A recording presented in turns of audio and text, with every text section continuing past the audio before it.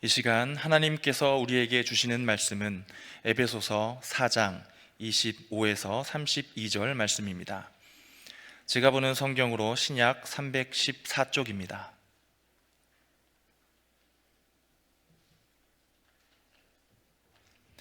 말씀을 봉독할 때에 하나님의 음성을 들으시기 바랍니다. 그런즉 거짓을 버리고 각각 그 이웃과 더불어 참된 것을 말하라. 이는 우리가 서로 지체가 됨이라. 분을 내어도 죄를 짓지 말며 해가 지도록 분을 품지 말고 마귀에게 틈을 주지 말라. 도둑질하는 자는 다시 도둑질하지 말고 돌이켜 가난한 자에게 구제할 수 있도록 자기 손으로 수고하여 선한 일을 하라. 무릇 더러운 말은 너희 입 밖에도 내지 말고 오직 덕을 세우는데 소용되는 대로 선한 말을 하여 듣는 자들에게 은혜를 끼치게 하라. 하나님의 성령을 근심하게 하지 말라. 그 안에서 너희가 구원의 날까지 인치심을 받았느니라. 너희는 모든 악독과 노함과 분냄과 떠드는 것과 비방하는 것을 모든 악의와 함께 버리고 서로 친절하게 하며 불쌍히 여기며 서로 용서하기를 하나님이 그리스도 안에서 너희를 용서하심과 같이 하라. 아멘. 여러분, 잘못된 그 역사관과 그 역사관을 가진 사람과 신앙, 하나님이 만나버리면은요, 여기서 괴물과 같은 사건이 탄생을 합니다. 제가 두 가지를 소개를 해드릴게요. 십자군 전쟁이라고 한 번쯤은 들어보셨을 거예요. 11세기부터 14세기까지 한 300년 넘게 걸쳐서 일어났던 전쟁인데, 이 목적이 뭐냐면은 예루살렘이라고 하는 거룩한 성이 있고요, 그 옆에 예수님의 교회, 성묘교회라고 있습니다. 그런데 이게 이슬람들이 이걸 차지하고 있는 거예요. 그러니까 이게 그렇습니다. 왜냐하면 이교도들 손에 이게 들어가 있으니까. 그래서 저 프랑스라든지 저 유럽에서 야, 우리가 거기 가서 예루살렘 성을 다시 되찾자라고 해서 벌인 전쟁이 바로 십자군 전쟁입니다. 1095년부터 시작을 해서 1456년 361년 동안 전쟁을 하는데 7번의 전쟁을 해요. 굉장히 먼 거리예요. 거기를 군대를 조직해서 수십만 명이 그냥 가는 거예요. 우리들 입장에서, 기독교 입장에서 보면은 합당한 명분이죠. 왜냐하면 예루살렘 성이, 예배당이 어제 이슬람 손에 넘어갔어요. 그리고 예수님이 돌아가셨던 교회가 그들 손에 의해서 지금 막 짓밟혀지고 있는데 이걸 다시 찾자라고 하는 것은 합당한 명분 같아요. 그건 좋습니다. 1095년 11월 27일 교황 우르바스 2세는 이렇게 선포를 합니다. 한번 들어보세요. 정의로운 자들은 들으라. 전쟁에 나가 신앙이 없는 자들과 싸워라. 강도들은 기사가 될 것이며 용병이 되는 자들은 영원한 축복을 받을 것이다. 그럼 일종의 면죄부를 거기다가 주는 거예요. 그러니까 어떤 죄를 졌든지 어떤 강도가 됐든지 간에 이 전쟁에 참여하면 거룩한 사람이 되고 죄가 없어진다는 거예요. 그러니 수많은 사람들이 여기에 몰려들어서 예루살렘 성을 되찾자 이렇게 해나가는 겁니다. 그런데 이제 문제가 발생을 해요. 뭐냐면은 이 프랑스라든지 유럽에서 저 이스라엘까지 막 그 도보로다가 갑니다. 가는 거리에서 물자를 자급자족을 해야 돼요. 그러니까 이 십자군 군인들이 가면서 사람을 죽이는 거예요. 그리고 물자를 다 빼앗는 거예요. 너무 잔혹했어요. 어린아이, 노인들 할 것 없이 보이는 대로 다 죽여버리는 거예요. 심지어는 어떤 사람까지 죽였냐면요, 기독교인인데 그 나라가 기독교예요. 그런데 거기 있는 사람 다 죽이는 거예요. 다 죽여버립니다. 그리고 물자를 다시 자기들이 획득을 하고 차지하고 그럽니다. 이렇게 기록하고 있어요. 예루살렘의 시민들과 방어하던 병사들은 성전산으로 도망치고 광란에 빠진 프랑크 왕국의 병사들은 도망칠 곳을 찾지 못한 사람들을 거리와 골목에서 닥치는 대로 학살했다. 예루살렘의 거리는 순식간에 피로 물들어갔다. 이러한 약탈과 학살은 5일 동안 지속이 된 거예요. 피바다가 되는 거예요. 거기가요. 휴식과 식량으로 재충전을 한 십자군은 성묘교회 예수님의 돌아가신 교회요. 거기에 모여서 예수를 찬양하는 노래를 부르고 기쁨의 눈물을 흘렸고 제단에서 목욕을 하며 세례를 했다. 사람은 유대인과 이슬람인들은 거리에 시신들을 모아 장작불에 불태우는 데 동원되었고 이를 마치면 그들 자신들도 죽음을 면치 못하고 동료들이 불타고 있는 불길 속에 던져졌다. 300년 넘게 이걸 하는 거예요. 그 지나가는 골목이 초토화가 되는 겁니다. 그런데 웃기는 게 있습니다. 공통점이 있는데 이 7번의 전쟁을 하면서요, 아마 사진이 하나 나올 거예요. 여러분, 십자가를 앞세우는 거예요. 십자가를 들고 우리는 하나님의 이름을 가지고 너희들을 정복한다. 그런데 좋다 이거예요. 그런데 왜 죄 없는 사람들을 가면서 다 죽이냐 이거예요. 같은 기독교인인데도 다 죽여버리는 거예요. 그리고 모든 걸 다 약탈해 버립니다. 여러분, 그래서 세계 역사에서 세계사를 쓰는 사람들이 가장 추악한 전쟁이다 이렇게 얘기해요. 목적을 상실해 버린 거예요. 이렇게 삐뚤어진 역사관을 가진 사람과 하나님이 만나니까 하나님을 이용해 버리는 겁니다. 예수를 이용해 버리는 이런 일이나 이런 괴물이 탄생해 버리는 거예요. 제가 또 하나를 소개를 할게요. 미국 인디언들의 멸망사를 다룬 나를 온 디드니의 무도주라고 하는 아주 유명한 책이 있습니다. 여러분, 이 책을 한번 사서 읽어보시면 눈물을 안 흘릴 수가 없는 거예요.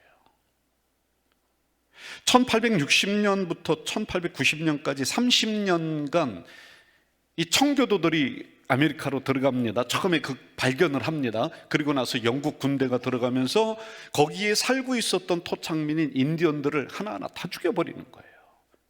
처음에는 인디언들이 굉장히 호의적으로 이들을 대했어요. 그래, 농사 짓는 법, 그 도움이라든지 여러 가지 집을 져주면서 아주 친절하게 대했는데 나중에는 결국에는 이들을 다 죽여나가는 민족의 말살극을 벌이는 거예요. 그걸 쓴 게 이 책이에요.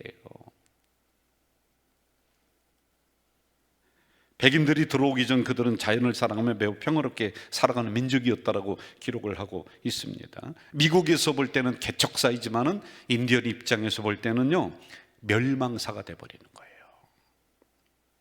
그런데 참으로 안타까운 게 있어요.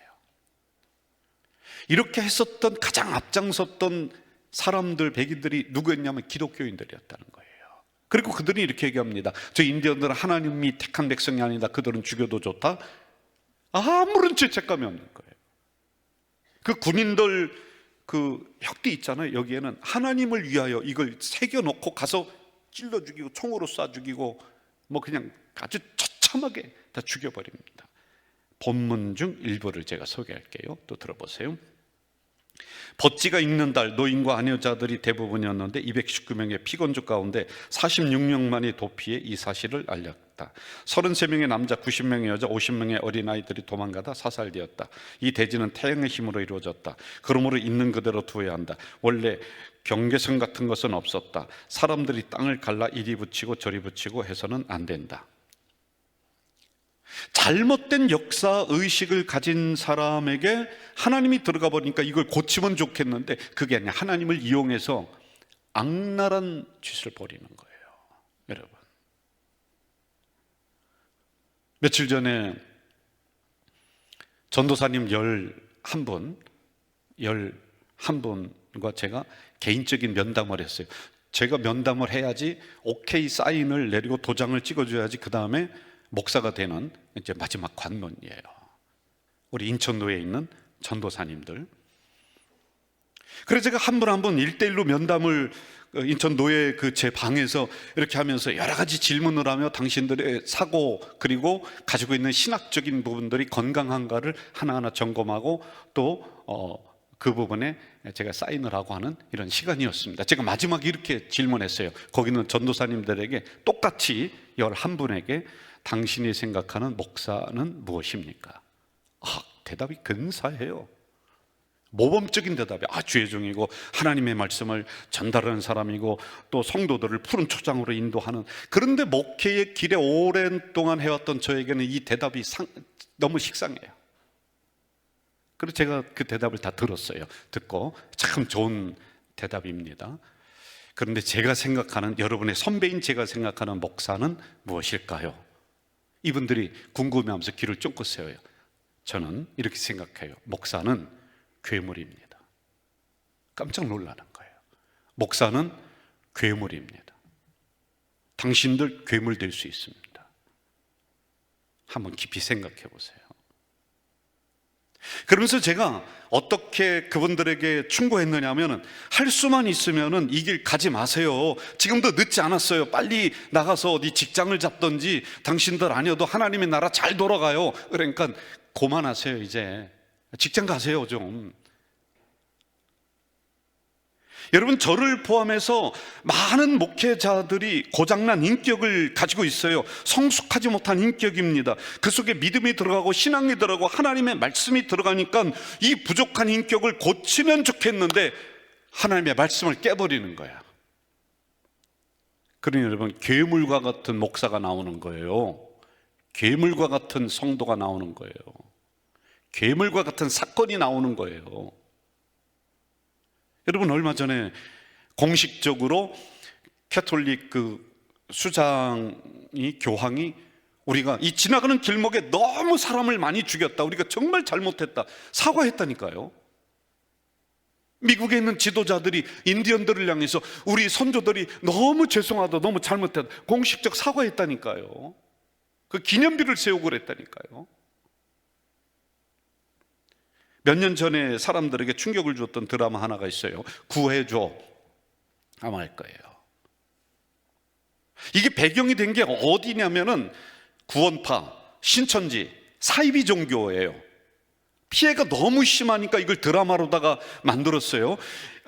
무지군이라고 하는 그 가상적인 도시를 만들고 거기에 5만 명의 사람들이 살고 있는데 사이비 종교가 들어가서 다 장악을 해버리는 거예요. 재산 약탈하고 전국에서 수많은 사람들 잡아오고, 그리고 무슨 성적인 학대하고 살인하고 죽이고. 여러분, 이게 21세기에 일어나고 있는 일들이라니까요. 거기 교주 있잖아요. 잘못된 인격과 고장난 인격과 하나님이 만나니까 괴물이 나오는 거야. 저는 평생을 성경을 연구하면서 진리를 성도님들에게 안내하고 이렇게 살아야 됩니다, 교훈을 하고 하는 이 목사예요. 그런데 예수님이 가르쳐 주신 대부분의 것들을 저는 전문가니까 잘 볼 거 아니겠습니까? 그런데 지금에서야 제가 분명하게 깨달은 것이 있어요. 그냥 교리적이고 그냥 하늘의 것이고 영적이고 그러한 것들이 아니라 예수님의 가르침을 보면은요, 대부분 우리들이 살아가고 있는 현장에서 일어나고 있는 문제를 다루고 있는 거예요. 너 잘못됐다, 네 인격이 잘못됐다, 네 그릇이 잘못됐다, 그거 고쳐라 고쳐라. 초점을 우리의 인격에 맞추고 있어요. 여러분, 예수님 가르치심의 가장 대표적인 게 마태복음 5장에서 7장까지 산상수훈이라고 해요. 굉장히 유명한 거예요. 이건 알고 있어야 돼요. 내용 다 몰라도요. 이게 집약되어 있는 거예요. 거기 있는 내용 제가 소개할게요. 잘 보세요. 제목만 얘기할게요. 가난해야 한다, 온유해야 한다, 의를 추구해야 된다, 사람들을 불쌍히 여겨야 된다, 마음을 깨끗이 먹어라. 그 제목만 얘기하는 거예요.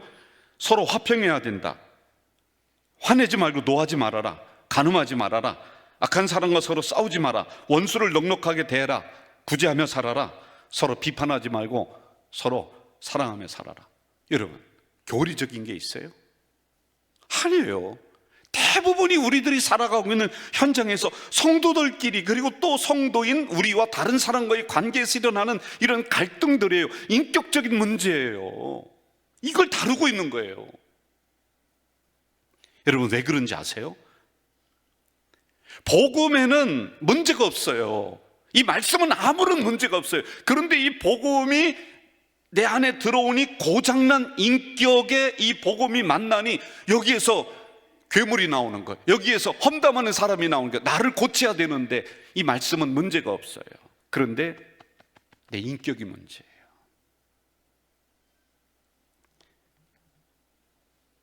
고장난 인격 속에 진리가 들어가고 말씀이 들어가서 그 인격을 고치면 좋은데 그게 안 되는 거예요. 그러니까 굴곡된 신앙, 잘못된 신앙이 나와요. 그러면서 괴물이 탄생해요. 그러면서 열매가 그렇게 맺어져요. 그러니 이 문제들이 자꾸 나오는 거예요. 역사적으로 보더라도 아니면은 개인적으로 보더라도 이 문제가 나오는 거 아니에요.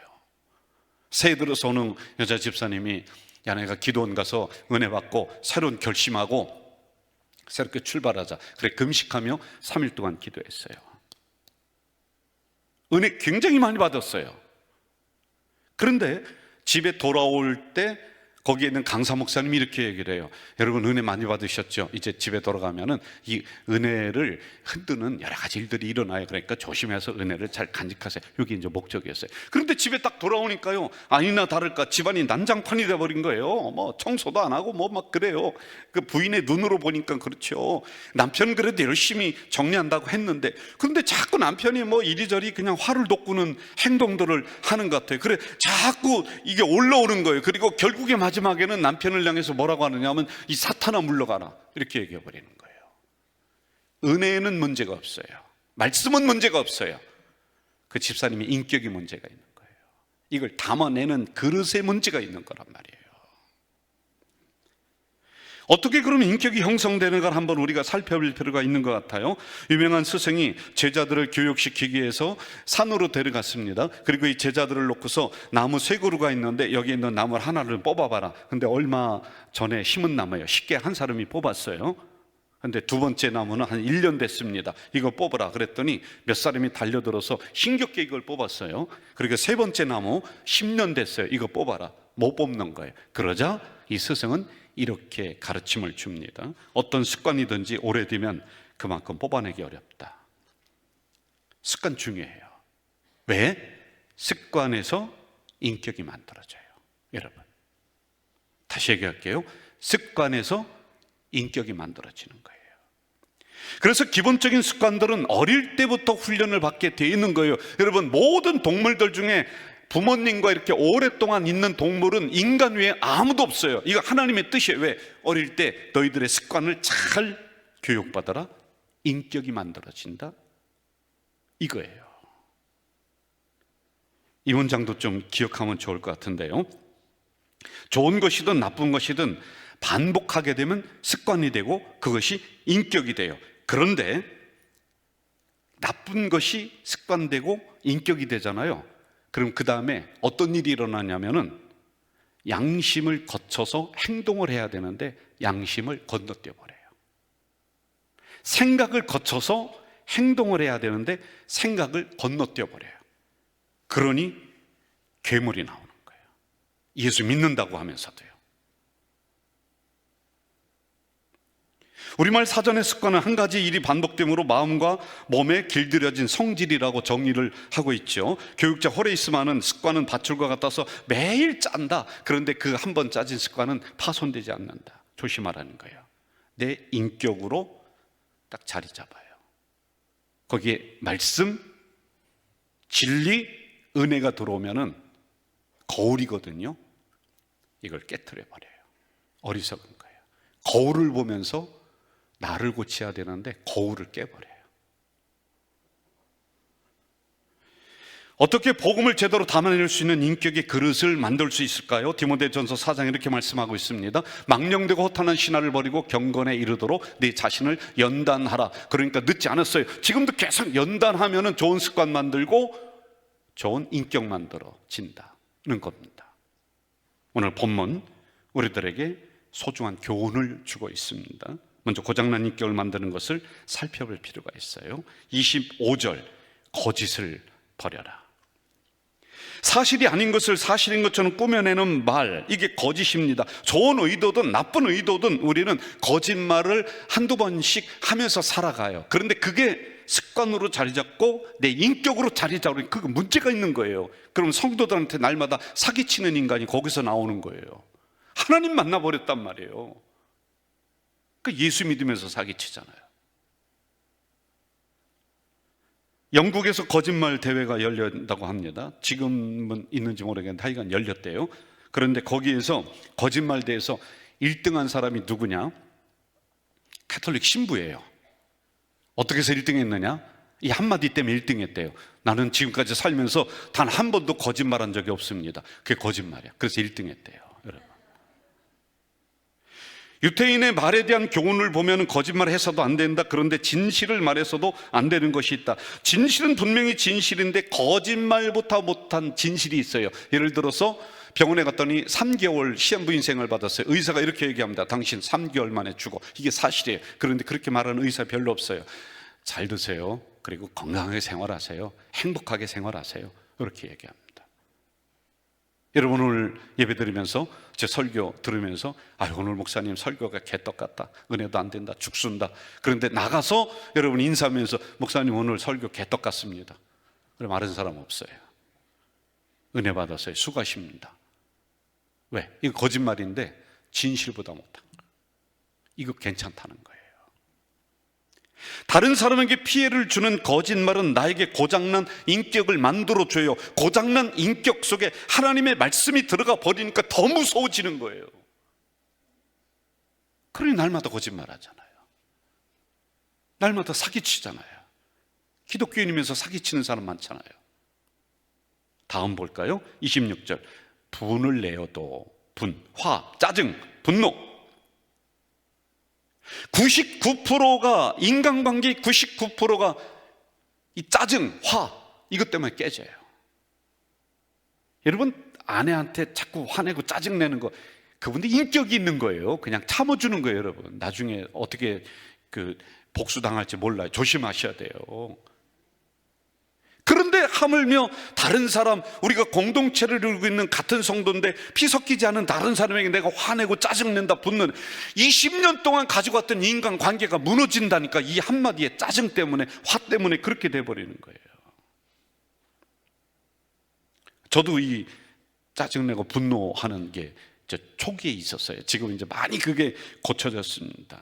그러니까 아내, 주로 이제 만만하게도 그냥 아내니까 집사람에게 어느 때 막 짜증을 많이 내요. 막 짜증내요. 그러다가 우리 교인 성도님에게, 집사님에게 전화가 오면 바로 돌아서서 네 집사님 안녕하세요. 그러니까 우리 아내가 아주 별로 안 좋아하더라고요. 그러니까 어떻게 고쳤느냐? 저렇게 말하는 이유가 있지 하고 끝까지 들어줍니다. 저는 끝까지 들어줘요. 네, 끝까지 말씀해 주세요. 그리고 짜증이 막 올라올 때 있어요. 그럼 호흡을 건식으로 하면은 거기에서 분노가 나가요. 하면 안 돼요. 호흡을 깊게 하는 거예요. 깊게 들어마세요. 이게 여기서 생수가 나오는 거예요. 생명이 나오는 겁니다. 그리고 제 입에서 싫은 소리, 비판의 소리를 뼈를 깎는 마음으로 바꿔냈어요. 감사의 소리, 격려의 소리로 바꿔냈더니요, 이게 조금씩 없어지는 거예요. 여러분, 혹시 가정에서나 우리 공동체에서 개인적인 인간관계에서 끝까지 듣지도 않고 화부터 내는 분들, 이를 악물고 고쳐야 돼요. 오늘 본문에 보니 마귀가 틈을 탄대요. 이 말씀은 뭐냐면 여러분들 그 한마디 때문에 관계가 깨지는 거예요. 다 깨져버려요. 공동체가 깨져버려요. 특별히 고장난 인격의 그릇이 만들어져요. 그러니 여러분, 거기에 하나님을 만나니 같은 공동체인데 맨날 험담만 하고 다니잖아. 맨날 이간질하고 다니잖아요. 그런 인간이 나오는 거예요. 29절. 더러운 말을 입 밖에도 내지 말라. 이렇게 나오고 있습니다. 여러분, 우리가 말하는 것을 보십시오. 부정의 말, 저주의 말, 다른 사람을 헛들는 말, 험담, 이간질, 욕, 이게 98%예요. 98%. 여러분들 한번 말하는 걸 내가 스스로 한번 평가해 보세요. 1년 동안 98%나 저주의 말이야, 욕이야. 무슨 복을 받아요? 이런 조사 있다고 했잖아요. 저주의 말하고 험담하는 거 욕하는 사람들의 침을 모아서 분석을 했더니 코브라에서 나오는 독성이 나오는 게 50명을 죽인대요. 악한 말. 그러니 여러분, 상대방 죽이고 나 죽이고. 민수기 14장 이렇게 말씀합니다. 이스라엘 자손이 나를 향하여 원망하는 바 그 원망하는 말을 내가 들었노라. 그들에게 이르기를 여호와의 말씀에 내 삶을 두고 맹세하노라. 너희 말이 내 귀에 들린 대로 내가 너한테 행한다. 이거 어떻게 할 거예요, 우리요? 이렇게까지 말씀하는데. 특별히 이러한 것들은 내 인격을 아주 못되게 만드는 거예요. 그 안에 믿음을, 말씀을, 성경을 담아 버리니까 같은 성도인데도 상처 주잖아요. 함부로 찌르잖아요. 이런 사람이 나오는 거예요. 괴물이 나오는 거예요. 그리고 이게 하나님 뜻이래. 그 얘기 좀 안 했으면 좋겠는데. 31절 봐요. 같이 읽어봅시다. 시작. 너희는 모든 악독과 노함과 분냉과 떠드는 것과 비방하는 것을 모든 악의와 함께 버려라. 한 번 더 할까요? 띄워주세요. 시작. 너희는 모든 악독과 노함과 분냉과 떠드는 것과 비방하는 것을 모든 악의와 함께 버려. 버리면 돼요. 지금부터요. 뻐꾸기라고 하는 새가 있어요. 제가 언제도 한번 소개했던 기억이 나는데요. 한 번 더 들어보세요. 이제 알을 낳습니다. 그런데 이 뻐꾸기가 다른 새 둥지에 갖다 알을 낳는 거예요. 참새 뭐 거기에다 알을 갖다 숨겨놔요. 그러면 이게 부화를 낳아요.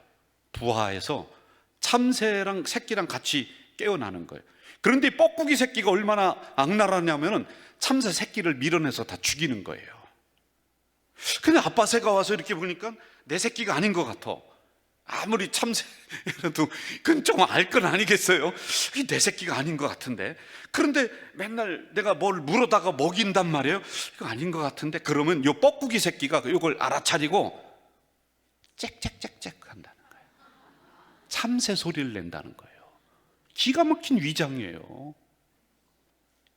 사단은 여러분에게 인격 속에 악독과 비방과 미움과 이간질을 던져주는 거예요. 그리고는 어떻게 생각하느냐 하면, 아, 이게 나는 원래 이렇게 타고난 거야. 뭐 난 뒤끝이 없어.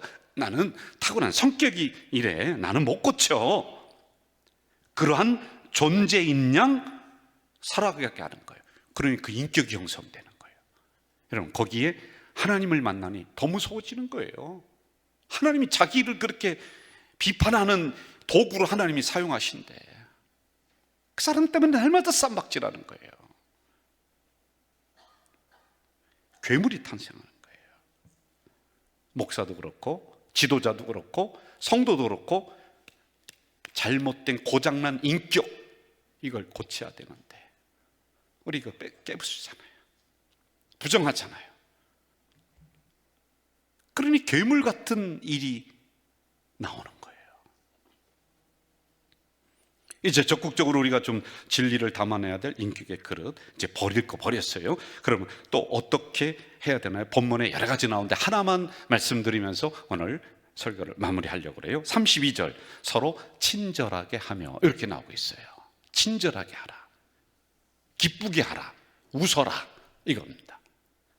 우리 인간에는 80여 종의 얼굴에는 근육이 있어요. 그리고 이 80개의 근육으로 만들 수 있는 얼굴 표정이 몇 가지일까? 몇 가지가 될까? 대략 우리 선생님 얘기하세요. 대략 맞추면 제가 이따가 상을 하나 드릴 거예요. 80개 근육에서 나올 수 있는 얼굴 표정이 성가대 우리 송 권사님 대략 50가지. 옆 사람과 뭐 상의할 게 뭐가 있습니까? 7,000가지가 돼요. 7,000가지 얼굴. 그런데 제가 여기 성도님들 위에서 이렇게 보면요, 세 가지 표정뿐이 안 보여요. 첫째, 화난 것 같아요, 여러분들. 두 번째, 누구랑 한바탕 지금 싸우러 온 것 같아요. 그리고 세 번째, 빚받으러 온 것 같아요. 7,000가지인데 우리는 너무 얼굴이 굳어버린 거예요. 친절하지 못해요. 기뻐하지 못하는 거예요. 예배 드리면서도 이래요. 하나님 앞에요. 장미의 이름이라고 하는 책이 있어요. 수도원에서 살인사건을 다룬 건데요, 자꾸 사람이 죽어나가는 거예요, 수도사들이. 그 왜 그런가 하고 보니까 그 소설에 보면은 거기에 있는 호르세라고 하는 대장 신부가 있는데 어떻게 가르치고 어떻게 배웠느냐 하면은 웃으면 안 돼, 근엄해야 돼. 수도사는 항상 거룩해야 돼. 거룩, 주여 거룩, 이렇게 다니는 거예요. 이게 하나님 앞에 올바른 우리의 태도이다. 경망스럽게 웃고 하면은 악마가 주는 거다, 그렇게 나와요. 그런데 젊은 수도사들이 어느 날 도서실에 가서 책을 한 권 봤는데 책이 너무 재밌는 거예요. 그러면서 그 책을 봤더니 십자가 뒤에는, 고난 뒤에는 영광이다, 해같이 얼굴이 빛난다, 막 그런 게 나오는 거예요. 그리고 예수님도 행복했다, 웃었다, 결국에는 우리의 죄가 용서되면은 우리는 기뻐해야 된다, 기뻐하라, 그런 게 막 그 책에 나오는 거예요. 그래서 이들의 표정이 변해요. 고로새 신부가 이렇게 보니까 저놈들 봐라, 보니까 이게 원이냐. 그래서 이 책을 못 읽게 여기다가 독을 발라놨다는 거예요. 침 발라서 넘길 때 침에 독이 묻어서 그 책에 나오는 내용이에요. 성경은 이렇게 말씀하고 있습니다. 예배 드림으로 오는 기쁨, 주님이 주시는 은혜의 기쁨, 이게 진정한 우리가 누려야 될 기쁨이란 말이에요. 그런데 여러분, 이 시간에 빚받으러 오셨어요? 싸마러 오셨어요? 화나셨어요? 그럼 여러분, 부정적인 얼굴, 그게 내 인격의 그릇이 돼버리는 거예요. 그런데 우리가 항상 기뻐요, 억지로라도 웃어요. 그러면 내 인격이 그렇게 만들어지는 거예요. 그래서 복음이라고 하는 뜻에는 기쁜 소식, 복음이 그거예요.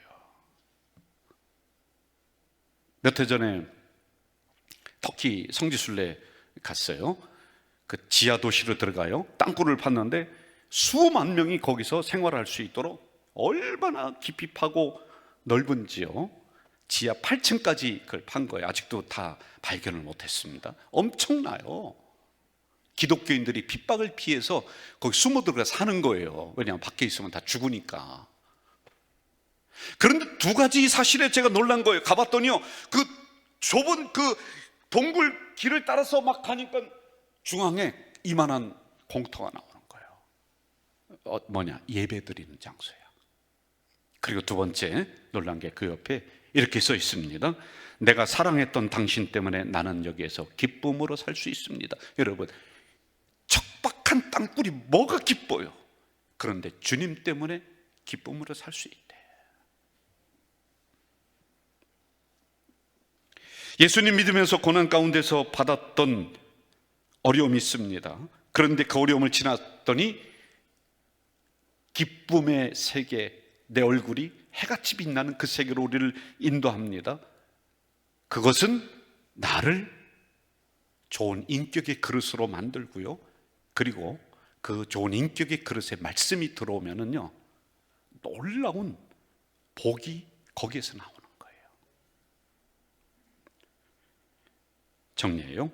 오늘 본문은 특별히 부탁하고 있습니다. 서로 친절하라. 많이 있습니다. 그런데 이것만 기억하면 좋을 것 같아요. 서로 친절하세요.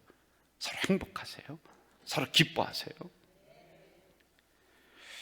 가슴이 따뜻해지는 말 한마디, 양보, 이게 정말 인생을 바꿔버립니다.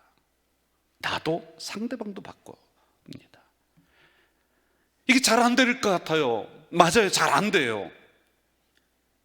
습관이 너무 오랫동안 있어서 잘 안 돼요. 그런데 사도 바울을 통해 오늘 주님께서는 이렇게 우리에게 말씀하고 있습니다. 그리스도 안에서 너희를 용서하신 것 같이 하라. 그래서 중요하게 볼 단어, 그리스도 안에서, 엔 크리스토스,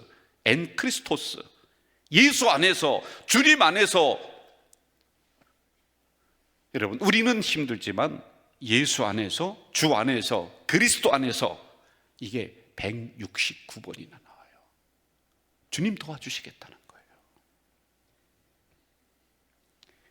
꼭 기억해야 될 문장 하나 다시 한번 반복합니다. 고장난 인격과 만난 신앙은 괴물을 만들어낼 수 있습니다. 나를 고쳐나가야 돼요. 이렇게 하면 좋을 것 같아요. 좀 차분하고 좀 진중하게, 조금 더 호흡도 깊게 하시고요. 그리고 조금 더 그 사람 이야기를 더 들어주고요. 그리고 조금만 더 여유롭게 하면은 어떨까요? 이 찬양하시면서 우리 설교 마무리로 삼도록 하겠습니다. 나의 모든 행실이 참 볼품없습니다. 그러나 하나님이 내 형편 다 기억하시고 우리를 도와주세요. 같이 합시다.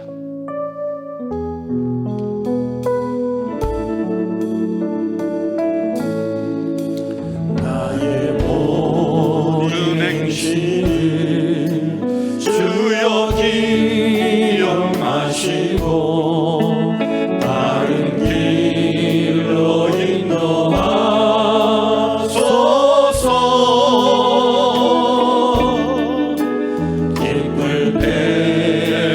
슬플 때 나와 동행하시며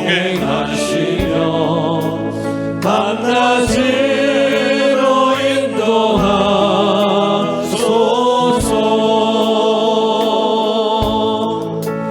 내 모든 형편이 다 기억하시고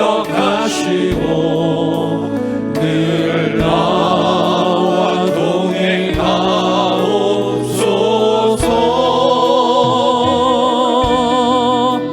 나의 생명 주 앞에 남김없이 드리니 주여 나를 지켜주소서.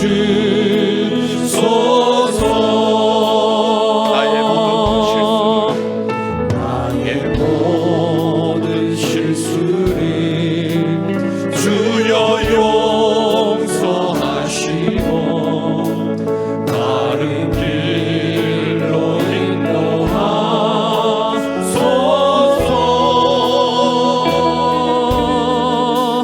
주의 크신 사랑과 하늘나라 영광이 나로 전파하게 하소서.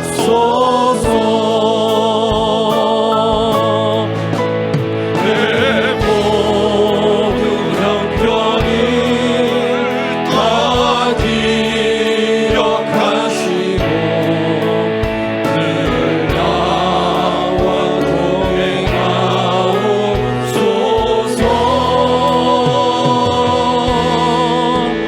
나의 생명 주 앞에 남김없이 드리니 주여 나를 지켜주소서.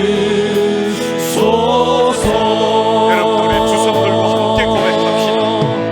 이 땅 위의 모든 것 마지막 남길 때에 주여 나를 받아주소서.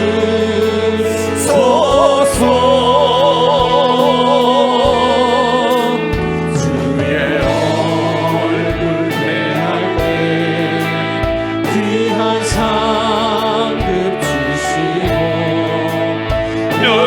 면류관을 쓰게 하소서. 내 모든 형편을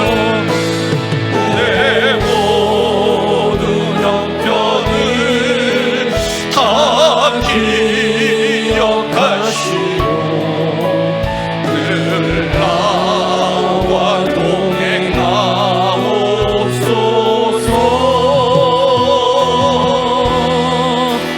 나의 생명 주 앞에 남김없이 드리니 주여 나를 지켜주소서.